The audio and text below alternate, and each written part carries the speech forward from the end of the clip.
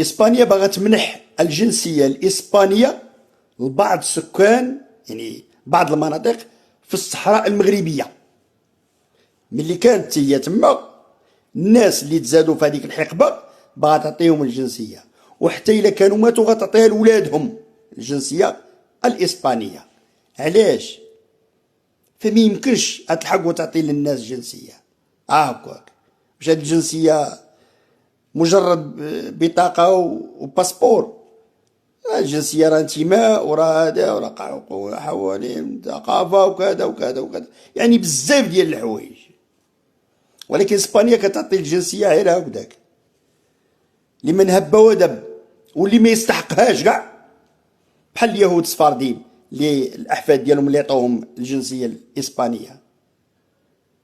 وحرمت مغاربة ذو اصول اسبانية من الجنسية الإسبانية، وأكثر من هذا عاملتهم بعنصرية في القنصلية الإسبانية، وبالخصوص في الدار البيضاء تعاملوا بعنصرية.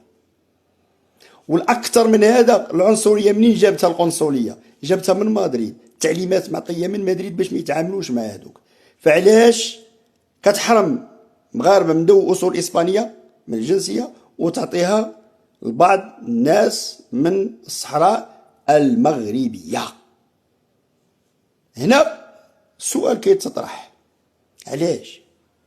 اولا المغرب واسبانيا راسموا الحدود البحريه، يعني هي دابا ولات كتصيد قدامك، رسموا الحدود البحريه مع جزر الكناري، فما يمكنش يتفقوا على الحدود البحريه في جزر الكناري وما يتفقوش على الشيء الاخر، سبته، مليليا، الصحراء المغربيه، باقي الجزر ما يمكنش ما يتفقوش.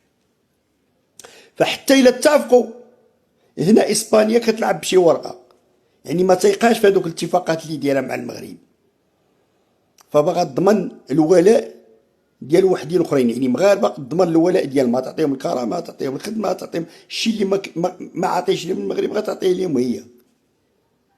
فشيء طبيعي غتضمن الولاء ديالهم ضد المغرب. يعني تساؤلات كتطرح، واش هي مع المغرب ولا مع الجزائر؟ واش هي مع المغرب في الصحراء المغربية وفي الصحراء ديالو وفي الوحدة الترابية ديالو، ولا عندها وجهين، وجه المغرب ووجه البوليزاريو؟ فما يمكنش. شكون هاد الناس اللي غتعطيهم الجنسية؟ فكيفاش غادي تختارهم؟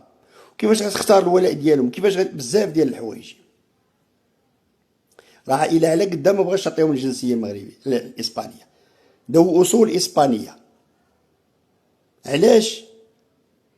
هذا هو المشكل اللي كيتعاملوا بعنصرية. واش هاد الجنسية مجرد جواز سفر؟ راه حقوق، راه ثقافة، راه انتماء. شنو كدير إسبانيا؟ وهاد السؤال هذا والله العظيم إلا بغيتكم توصلوه للسي بوريطة والمخابرات المغربية، علاش هادشي؟ والأكثر من هذا ما غاديش نقولو، ولكن شي نهار نقولو، الله أعلم.